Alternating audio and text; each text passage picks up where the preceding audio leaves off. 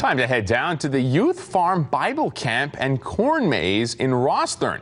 That's where we find our own Shalima Maharaj this morning, standing by with Camp Executive Director Mark Wirtz. So I'm going to ask you guys this question. How often do you get to spend your morning with cute animals, especially a little baby donkey right over here, born 2 weeks ago, little baby. So Mark, John, thanks for being with us this morning. Mark, what is this little guy's name?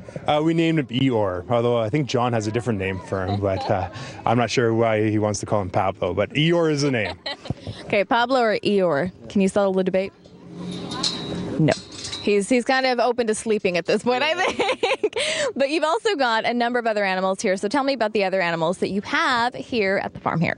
Yes, we have some miniature horses that where there's a baby that's 2 months old. And then there's on this side over here, we also have some alpacas and llamas that have been around at the camp for like 5 or 6 years. There's a couple of them that were born this summer, and they've been very gentle with the people that are in there. So it's a great thing to have for our summer camp, and also when we have people out here for the corn maze. And we've got tons of kids out here, but when does camp begin and when does it end? Camp starts on the middle of June, and we start with some adult special need programming for adults with intellectual disabilities, and then we run probably about 6 weeks of summer camp for kids ages 5 all the way up to 18. And so how many kids do you usually get each year?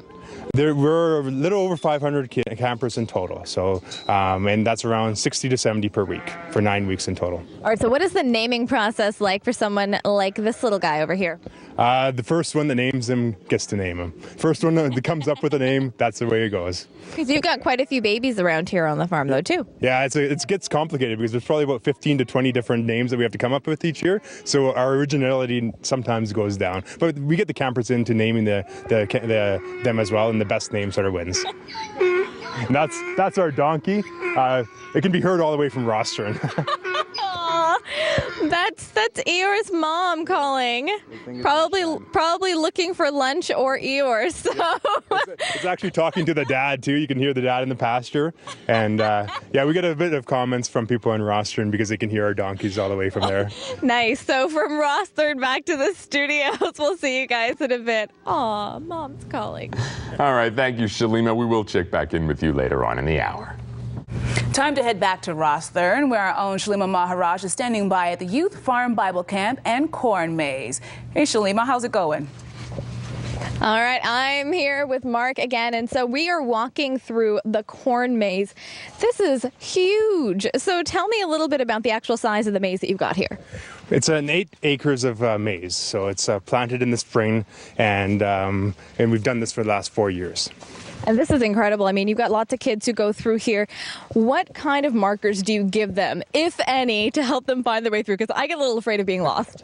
Well, there is some signposts along the way, and they'll ask you a question, and if you know the right answer, it will guide you to the right path. All right, so questions like? Like how much corn syrup do Canadians consume each year? All right, so Wikipedia search that and then see if you can come up with the answer, and then you'll be able to find your way out. So the corn that you do grow here, and it's been growing beautifully as we can see around us, what do you use it for at the end?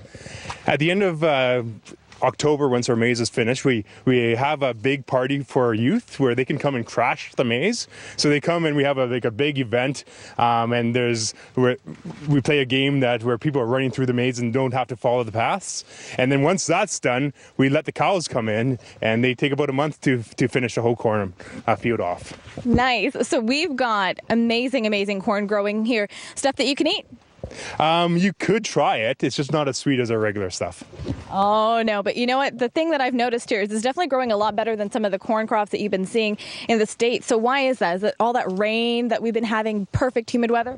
Yeah, it's the rain that came in May and June, and then the heat that we've had. Corn needs a lot of heat units, and we've just had so much heat lately that it's been very helpful for that height. And it'll be about 10 feet by the time it's finished. Okay, so you came up with putting these tracks in place. Whose idea was it to have the maze and how it's sort of built around right now? It's that comes into my head as I mow it down. So it's just one of those things that as we go, we plan it, and it makes for a good maze. Okay, so what you're telling me is just because we're walking with you, it doesn't mean that we'll actually find our way out in time. I knew how to go when it was about a foot high, but not when it's 10 feet high. I have no idea how to get out in some ways. All right, we're gonna combine our heights and see if we can come up with a solution. I'm 5 feet. You're way taller than I am. 6'4". We're good. We'll see you guys in studio. Okay, we're gonna find our way out. Just put your left hand on the wall and keep it there. You'll eventually try. get out of any cave or maze. Hopefully she makes it back to the studio. I'm a little worried. I'm sure she'll be fine. Bring us corn, too. It's a beautiful day so far, and our own Shalima Maharaj is on location in Rosthern this morning. She's standing by at the Youth Bible Camp and Corn Maze. Mark, it's that time. Getting harnessed in, we're going to be climbing up that wall there, or I should say I'm going to be climbing that wall right up there. So the wall that we have here, how tall is it?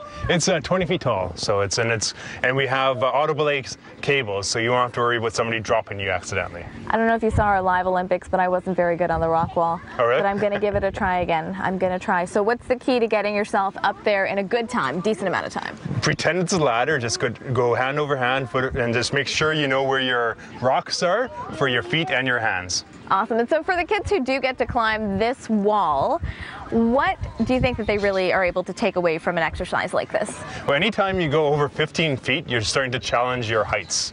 And 15 feet is something to conquer. So you're conquering maybe a fear that you have, or you're conquering an obstacle.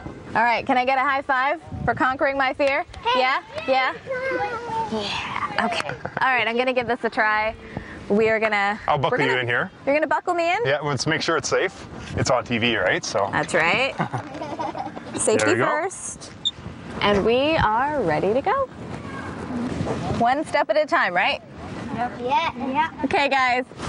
I'm trying. Okay. Okay, that hurts a little, but I'm getting up there. And I am not a fan of heights whatsoever.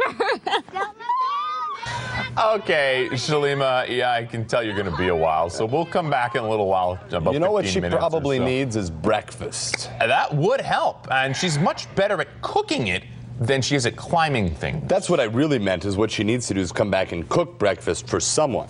And she's going to do just that. Exactly, and in fact, all of us may well do that as part of CTV Morning Live's Breakfast Bash. It is a collaborative effort between our fine crew, Sask Milk and Sask Egg producers. I guess you could say milk does a body good. Time to head back one last time to Rosthern. It's where we find CTV's Shalima Maharaj on the go this morning. All right, Rider Nation viewers, we are on the Rider Express. That's right. As you can see, we've got the kids all back here. How are you doing? Oh, come on. I don't hear it. How are you doing? Yeah! All right, that's much better. So whose idea was the Rider Express?